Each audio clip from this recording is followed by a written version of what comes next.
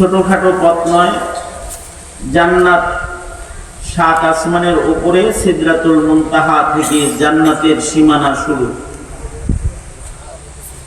দুনিয়া থেকে জান্নাত ছোটখাটো একটা হিসাব করলেও 14,000 বছরের পর। কারণ জান্নাত, সিদরাতুল মুনতাহা জান্নাতের বর্ডার এরিয়া, বড়ই গাছ, হযরত জিবরাইলের স্টেশন যেটা, এইটা জান্নাতের বর্ডার এরিয়া। এখান থেকে জান্নাতের সীমানা শুরু। ইনদা সিদরাতুল মুনতাহা ইনদাহা জান্নাতুল মাওয়া।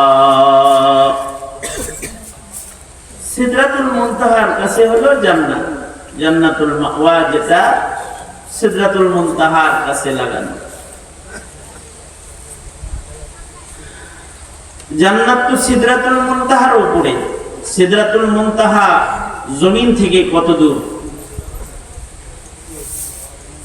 জমিন থেকে প্রথম আকাশের ছাদে উঠতে 1000 বছর লাগবে। 1000 বছরের পথ। প্রতিটা আসমানের মাঝখানে ফাঁকা জায়গা, জমিন থেকে আসমান 500 বছরের পর। এক আসমানের দৈর্ঘ্য 500 বছরের পর। তার মানে হলো জমিন থেকে প্রথম আকাশের ছাদে যাইতে 1000 বছর লাগবে। প্রথম আকাশ থেকে দ্বিতীয় আকাশের ছাদে পৌঁছতে 2000 বছর। দ্বিতীয় আকাশ 3000, চতুর্থ, পঞ্চম, ষষ্ঠ, সপ্তম আকাশ, 7 আসমানের ছাদে যেখানে ফেরেশতাদের কিবলা বাইতুল মামুর অবস্থিত। জমিন থেকে বাইতুল মামুর পর্যন্ত 7000 বছরের সফরের পর।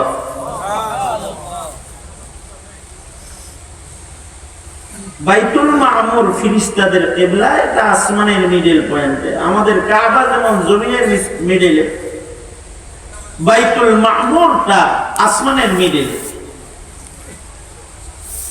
7 আসমানের উপরে এটা আছে ফেরেশতাদের কিবলা। সিদরাতুল মুনতাহা পর্যন্ত ফেরেশতাদের যাতায়াত এরিয়া। হযরত জিবরাইল সিদরাতুল মুনতাহায় গিয়ে এবার বললেন, এখান থেকে আমার সীমানা শেষ, আপনি যাবেন, আমার সীমানা এই পর্যন্ত। ফেরেশতাদের যাতায়াত এরিয়া আছে।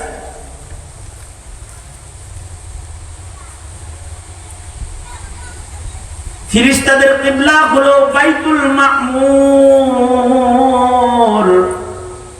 জমিন থেকে বাইতুল মামুর 7000 বছরের পর। বাইতুল মামুর থেকে সিদরাতুল মুনতাহা 7000 বছরের পর। এর নিচের দিকে 7000, উপরের দিকে 7000, মোট কয় হাজারের লোক? এই নামটা বলেন না, কয় হাজার আছে? সর্বসা করলে সর্বনিম্ন একটা হিসাব 14000 বছরের দূরত্ব।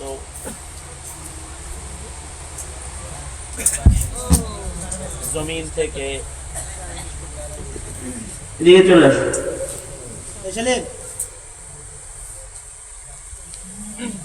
আর কয়বার পাল্টাবি তোরা? এটা জেনারেটর আছে? হ্যাঁ, জেনারেটর চালাইতে পারবি আমার বয়ানের টাইমে?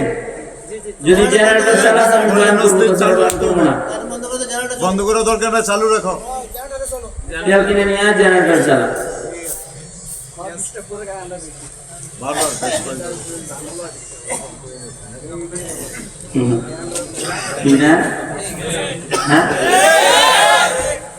এমনি আমরা বসলে বিদ্যুৎ অফিসে যেগুলো আওয়ামী লীগের চেলা টেলা থাকে, ওগুলোর হাত এমনি নড়ে চড়ে বেশি।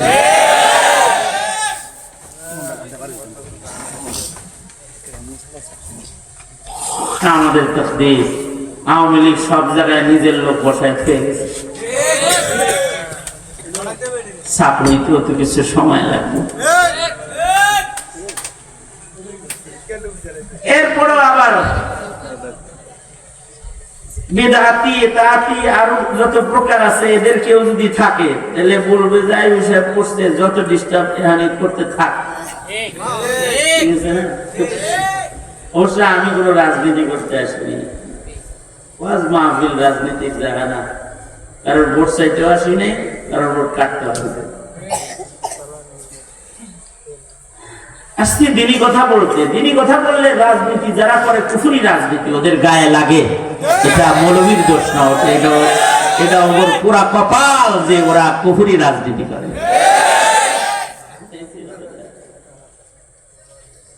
যাই হোক, এগুলো কথা না, আমি আমার রাস্তায় চলতে থাকি, আপনারা আমার লোকে থাকেন না কিছু সময়। ধন্যবাদ উপরে তুলেন, নাড়াচাড়া দেন, ভালোই তো, আত্মা তো ভালোই সবাই সুদা করেন। দেখি মুখটাও ভালো আছে কিনা, জোরে আওয়াজ করে বলেন সুবহানাল্লাহ, আওয়াজ করে বলেন আলহামদুলিল্লাহ, আওয়াজ করে বলেন লা ইলাহা ইল্লাল্লাহ, আওয়াজ করে বলেন আল্লাহু আকবার। এই যেমন আমার দিকে ছিলেন,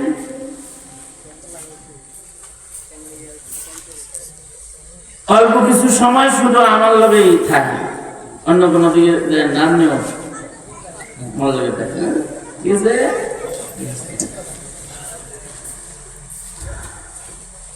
শুরু করতে পারি? আমার কি বয়ান বন্ধ করে আপনাদেরকে আবার আমার দিকে করতে দিব? এই শেষবার আমার দিকে করলাম, আবার যদি দেখি কেউ অন্য দিকে গেছেন তাহলে আমিও ঢাকার দিকে যাবো, ঠিক না?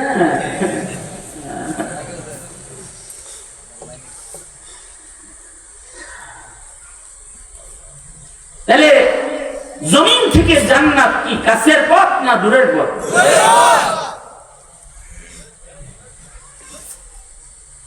পথের মধ্যে ডাকাত আছে, দুশমন আছে, আমাদের রাস্তাঘাটের দুশমন নাই।